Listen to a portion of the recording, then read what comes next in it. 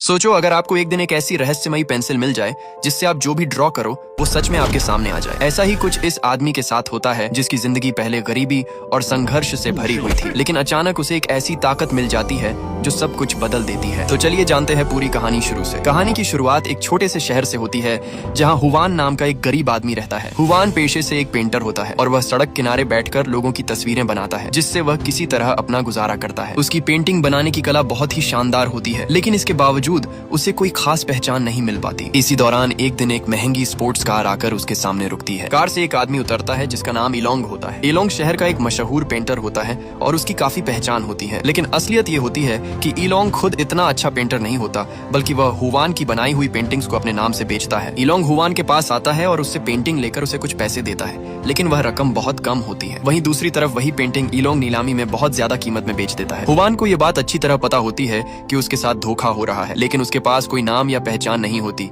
इसलिए वह कुछ कर नहीं पाता। इसके बाद दिखाया जाता है कि इलोंग की एक गर्लफ्रेंड होती है जिसका नाम लिसा होता है। लिसा पहले हुवान की गर्लफ्रेंड हुआ करती थी, लेकिन उसने उसे छोड़ दिया था क्योंकि वह एक अमीर और बेहतर जिंदगी चाहती थी। अब वह इलोंग के साथ रहती है और यह बात हुवान को अंदर ही अंदर काफी दुख देती है। इसके बाद हुवान की जिंदगी का दूसरा पहलू दिखाया जाता है जहाँ उसकी वर्तमान गर्लफ्रेंड एनी को दिखाया जाता है। एनी जन्म से अंधी होती है और वह एक छोटे से सैलून में मसाज का काम करती है। वहाँ आने वाले कुछ ग्राहक उसके साथ गलत व्यवहार करने की कोशिश करते हैं, लेकिन पैसे की मजबूरी के कारण वह चुप रहती है। एक दिन हुवान अचानक वहाँ पहुँचता है और जब वह देखता है कि कुछ लोग एनी को परेशान कर रहे हैं तो वह उन लोगों से लड़ने लगता है, लेकिन उन लोगों की संख्या ज्यादा होती है, इसलिए वे हुवान को बुरी तरह पीट देते हैं। उसकी हालत खराब हो जाती है, लेकिन एनी उसके साथ खड़ी रहती है और उसका ख्याल रखती है। इसके बाद हुवान के दोस्त जॉन की एंट्री दिखाई जाती है। जॉन हुवान का सबसे अच्छा दोस्त होता है। उसे उसके माता पिता ने घर से निकाल दिया होता है क्योंकि वह परिवार का बिजनेस संभालना नहीं चाहता था और वह भी पेंटर बनना चाहता था। अब वह हुवान के साथ रहता है। जॉन एक टिकटॉक स्टार लड़की को पसंद करता है और उसे खुश करने के लिए लगातार उसे महंगे गिफ्ट भेजता रहता है। वह अपने ज्यादातर पैसे उसी पर खर्च कर देता है। जब हुवान उसे समझाने की कोशिश करता है कि वह अपना पैसा और समय बर्बाद कर रहा है,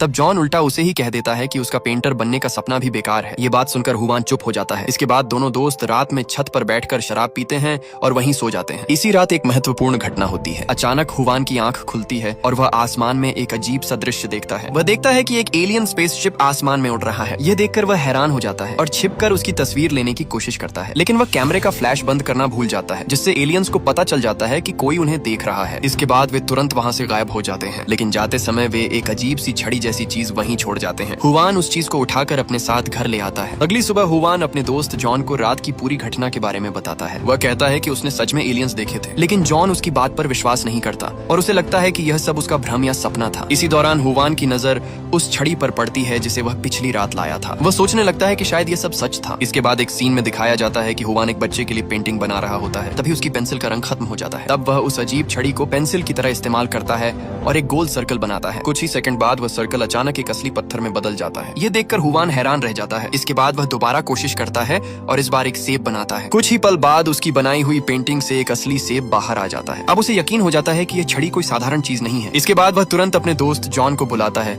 और उसे यह सब दिखाने की कोशिश करता है। जॉन पहले उसकी बात पर विश्वास नहीं करता। तब हुवान एक कागज पर सोने की ईंट बनाता है और उसे देखने के लिए कहता है। शुरुआत में कुछ नहीं होता, जिससे जॉन गुस्से में कागज को मरोड़कर बाहर फेंक देता है। तभी बाहर से आवाज आती है और जब वे देखते हैं तो हॉस्टल के मालिक के पास एक असली सोने की ईंट गिर चुकी होती है। इसके बाद दोनों को यकीन हो जाता है कि यह छड़ी सच में जादुई है। इसके बाद दोनों दोस्त मिलकर एक बड़ा कागज लाते हैं और हुवान इस बार एक बड़ी सोने की ईंट बनाता है। कुछ ही पल में वह असली सोने की ईंट उनके सामने आ जाती है। इसके बाद दोनों फैसला करते हैं कि वे इस बात को किसी को नहीं बताएंगे। अब हुवान और जॉन इस रहस्यमयी छड़ी की ताकत को समझने की कोशिश करते हैं। अब उन्हें पूरी तरह यकीन हो चुका होता है कि यह कोई साधारण चीज नहीं है, बल्कि इससे जो भी बनाया जाता है वह असल दुनिया में आ जाता है। इसके बाद दोनों दोस्त फैसला करते हैं कि वे इस ताकत का इस्तेमाल करके पैसे कमाएंगे, लेकिन इस बात को पूरी दुनिया से छुपा कर रखेंगे क्योंकि अगर किसी को इस राज का पता चल गया तो उनके लिए खतरा पैदा हो सकता है। इसी दौरान जॉन मजाक में एक कागज पर 200 मिलियन लिख देता है, लेकिन जब वह असल में प्रकट होता है तो वह असली पैसा नहीं बल्कि एक बेकार प्लास्टिक जैसी चीज निकलती है जिसकी कोई कीमत नहीं होती। इससे उन्हें समझ में आता है कि हर चीज को सही तरीके से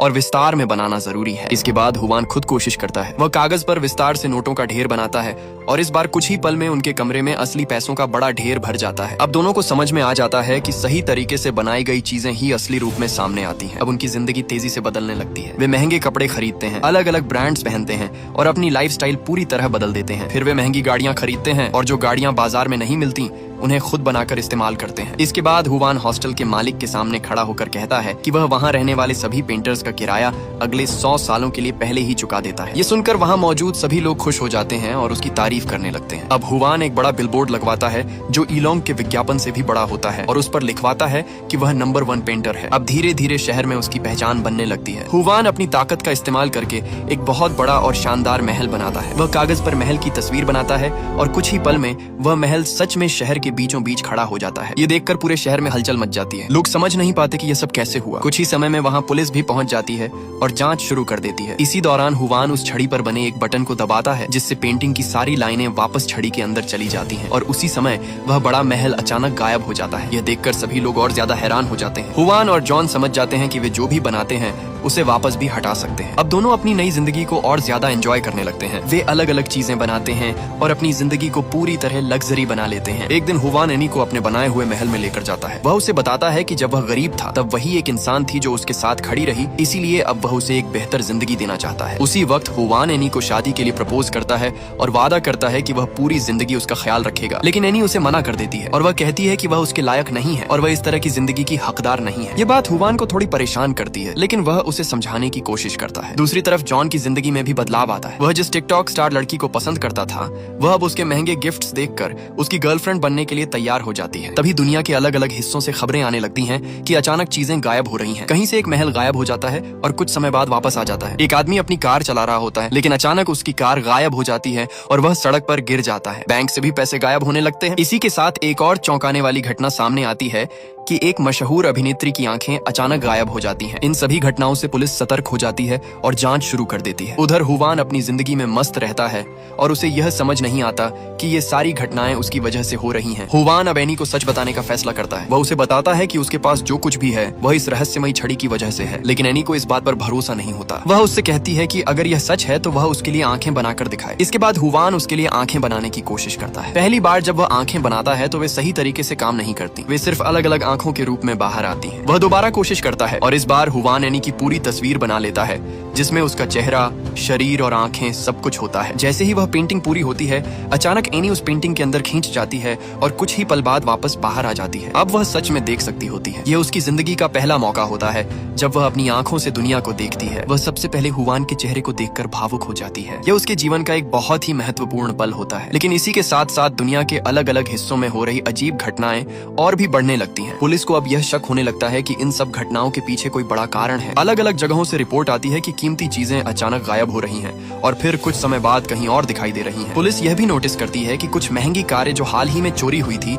वह बिल्कुल वैसी ही कारें हुवान और जॉन के पास मौजूद हैं। इससे उन पर शक और गहरा हो जाता है। इसके बाद हुवान और जॉन लाओजो की गैलरी में जाते हैं। वे उसे काफी सारा पैसा देते हैं और कहते हैं कि वह गरीब और अनजान पेंटर्स के लिए एक फ्री आर्ट एग्जीबिशन और ऑक्शन आयोजित करे, क्योंकि ऐसे लोगों को भी मौका मिल सके जिनके पास पहचान नहीं है। लाओजो इस बात से खुश हो जाता है और वह इस इवेंट को आयोजित करने के लिए तैयार हो जाता है। इसके बाद पूरे शहर में इस एग्जीबिशन के पोस्टर लगाए जाते हैं। दूसरी तरफ ईलोंग इस सब को देखकर काफी गुस्सा हो जाता है। उसे समझ में नहीं आता कि हुवान जो पहले इतना गरीब था तो अचानक इतना पैसा कहां से लाया। वह सोचने लगता है कि इसके पीछे जरूर कोई बड़ा राज है। इसी दौरान लिसा उससे बात करती है और कहती है कि उसे इससे कोई फर्क नहीं पड़ना चाहिए, लेकिन ईलोंग को लगता है कि लिसा उसकी तुलना हुवान से कर रही है। इस बात पर वह गुस्से में आ जाता है और लिसा के साथ बुरा व्यवहार करता है। इसके बाद ईलोंग पुलिस को सूचना देता है कि हुवान अचानक बहुत अमीर हो गया है और शायद वह किसी गैर कानूनी काम में शामिल है। अब एग्जीबिशन का दिन आ जाता है। वहाँ बहुत सारे लोग आते हैं और हुवान की पेंटिंग्स इस बार बहुत अच्छी कीमत में बिकती हैं। उसकी एक पेंटिंग 3 लाख युवान तक में बिक जाती है,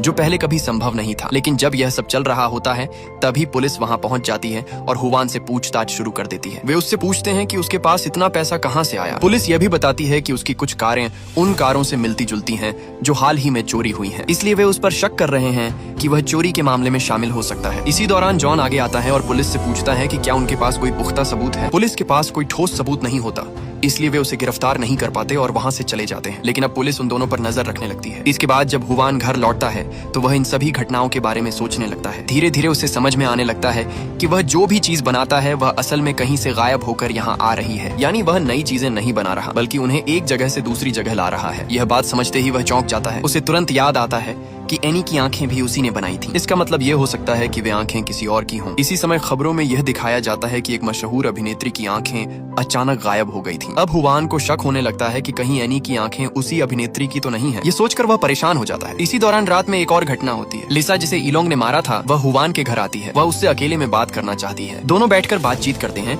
और अपनी पुरानी यादों को याद करते हैं। लिसा उससे माफी मांगती है कि उसने उसे छोड़ दिया था। हुवान कहता है कि यह उसकी गलती नहीं थी, क्योंकि वह उस समय गरीब था और वह बेहतर जिंदगी चाहती थी। धीरे धीरे बातचीत के दौरान हुवान अपना सबसे बड़ा राज भी बता देता है। वह उसे उस रहस्यमयी छड़ी के बारे में सब कुछ बता देता है और कहता है कि उसी की वजह से उसकी जिंदगी बदली है। लेकिन हुवान को यह नहीं पता होता कि इलोंग ने लिसा पर एक छुपा हुआ कैमरा लगा रखा है, जिससे वह उनकी पूरी बातचीत देख रहा होता है। अब इलोंग को इस रहस्य के बारे में पूरी जानकारी मिल जाती है। अगले दिन हुवान, जॉन, एनी और जॉन की गर्लफ्रेंड चारों मिलकर बैठते हैं और सोचते हैं कि अब उन्हें क्या करना चाहिए। हुवान बताता है कि जो कुछ भी उन्होंने बनाया है वह असल में चोरी है। ये सुनकर सभी लोग गंभीर हो जाते हैं। जॉन कहता है कि अगर वे सब कुछ वापस कर देंगे तो उनकी जिंदगी फिर से पहले जैसी हो जाएगी। इसी दौरान वह यह भी पूछता है कि क्या हुवान चाहता है कि एनी फिर से अंधी हो जाए। ये सुनकर हुवान चुप हो जाता है। लेकिन तभी एनी खुद कहती है कि वह फिर से अंधी हो जाना पसंद करेगी, लेकिन किसी और की आंखें लेकर नहीं जीना चाहती। ये बात सभी को भावुक कर देती है। इसके बाद जॉन की गर्लफ्रेंड भी कहती है कि अब जब उसे सच पता चल गया है, तब भी वह जॉन के साथ रहना चाहती है। आखिरकार चारों यह फैसला करते हैं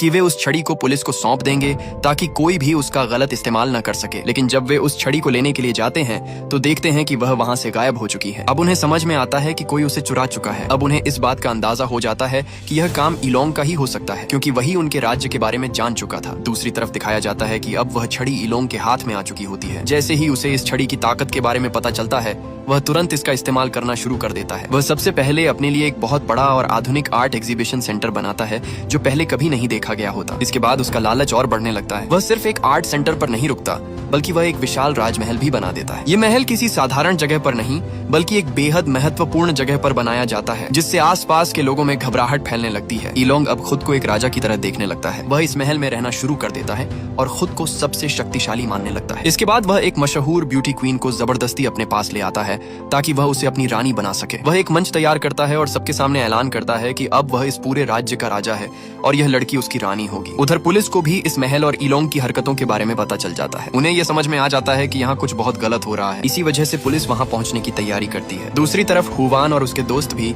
इलोंग को रोकने के लिए वहाँ पहुँचते हैं। जब वे महल के पास पहुँचते हैं तो देखते हैं कि वहाँ पहले से ही काफी हलचल मची हुई है। हुवान इलोंग से बात करने की कोशिश करता है। वह उसे समझाता है कि यह छड़ी कोई जादुई चीज नहीं है, बल्कि यह सिर्फ चीजों को एक जगह से दूसरी जगह ले जाती है। इसका मतलब है कि वह जो भी बना रहा है वह असल में किसी और से चोरी हो रहा है। लेकिन इलोंग उसकी बात मानने से इनकार कर देता है। वह कहता है कि दुनिया का नियम यही है कि अगर किसी को कुछ मिलता है तो किसी और से छिनता है। वह अपने लालच में पूरी तरह अंधा हो चुका होता है। इसी दौरान पुलिस वहां पहुंच जाती है और इलोंग को गिरफ्तार करने की कोशिश करती है। लेकिन इलोंग इतनी आसानी से हार मानने वाला नहीं होता। वह कहता है कि वह इस दुनिया से दूर चला जाएगा जहाँ उस पर कोई कानून लागू नहीं होगा। वह कहता है कि वह चांद पर जाकर रहेगा। इसके लिए वह उस छड़ी का इस्तेमाल करके एक स्पेसशिप बनाता है। लेकिन जैसे ही वह स्पेसशिप बनता है, वह असल में वही एलियन जहाज निकलता है जो पहले धरती पर आया था। कुछ ही देर में उस जहाज से एलियंस बाहर आते हैं। वे सीधे हुवान से पूछते हैं कि उनकी मशीन कहाँ है। हुवान उनकी बात समझ जाता है और वह इलोंग की तरफ इशारा करता है जिसके पास वह छड़ी होती है। लेकिन अब स्थिति और भी खतरनाक हो जाती है, क्योंकि इलोंग अपने बचाव के लिए एक टैंक बना लेता है और उसे हथियार की तरह इस्तेमाल करने लगता है। वह पुलिस और बाकी लोगों को डराने की कोशिश करता है। तभी एलियंस अपनी ताकत का इस्तेमाल करते हैं और टैंक की टोप को मोड़कर उसी की तरफ कर देते हैं। ये देखकर इलोंग डर जाता है और उसकी हिम्मत टूट जाती है। अब उसके पास कोई रास्ता नहीं बचता और वह मजबूर होकर वह छड़ी एलियंस को वापस दे देता है। इसके बाद एलियंस बताते हैं कि यह कोई जादुई पेंसिल नहीं थी। असल में यह उनके स्पेसशिप की एक मशीन थी जो कचरा साफ करने के काम आती थी। लेकिन उसका सिरा घिसकर पेंसिल जैसा हो गया था, इसीलिए उसका यह अजीब असर हो रहा था। वे यह भी बताते हैं कि इसी वजह से वह मशीन उनके जहाज में वापस फिट नहीं हो पा रही थी। एलियंस इस बात से गुस्सा होते हैं और वे इलोंग को सजा देने वाले होते हैं। लेकिन तभी हुवान आगे आता है और वह सच्चाई बता देता है कि इस मशीन का इस्तेमाल सबसे पहले उसी ने किया था और वह अपनी गलती मान लेता है। हुवान की ईमानदारी देखकर एलियंस शांत हो जाते हैं। वे कहते हैं कि इस दुनिया में अभी भी कुछ लोग हैं जो सच बोलने की हिम्मत रखते हैं। इसके बाद हुवान उनसे एक अनुरोध करता है कि वे सब कुछ पहले जैसा कर दें और सारी चीजों को उनके असली मालिकों के पास वापस भेज दें। एलियंस उससे पूछते हैं कि क्या वह सच में इसके लिए तैयार है, क्योंकि इसका मतलब होगा कि वह अपनी सारी दौलत और आराम खो देगा। हुवान बिना हिचकिचाए हाँ कह देता है। इसके बाद एलियंस अपनी ताकत का इस्तेमाल करते हैं और जो भी चीजें बनाई गई थी उन्हें वापस उनकी असली जगह पर भेज देते हैं। महल गायब हो जाता है, पैसे वापस चले जाते हैं और सभी कीमती चीजें अपने असली मालिकों के पास पहुंच जाती हैं। इसके साथ ही एनी की आंखें भी वापस चली जाती हैं, जिससे वह फिर से अंधी हो जाती है। इसी दौरान एक और चीज होती है कि एलियंस का स्पेसशिप भी गायब हो जाता है, क्योंकि वह भी उसी छड़ी से बनाया गया था। इसके बाद वे किसी तरह अपने ग्रह पर वापस चले जाते हैं। दूसरी तरफ इलोंग के पास जो भी चीजें थी सब गायब हो जाती हैं, यहाँ तक कि उसके कपड़े भी वापस चले जाते हैं और वह लगभग बिना कपड़ों के रह जाता है। पुलिस उसे गिरफ्तार कर लेती है क्योंकि उसने लिसा के साथ मारपीट की थी और उसके खिलाफ केस दर्ज होता है। कहानी के अंत में दिखाया जाता है कि कुछ समय बाद हुवान फिर से सड़क किनारे बैठकर पेंटिंग बना रहा होता है और उसकी जिंदगी फिर से पहले जैसी हो जाती है। अब भी वह गरीब होता है और उसकी पेंटिंग पहले की तरह नहीं बिकती, लेकिन इस बार उसके चेहरे पर शांति होती है क्योंकि उसने सही फैसला लिया होता है। और इसी के साथ ये कहानी खत्म हो जाती है।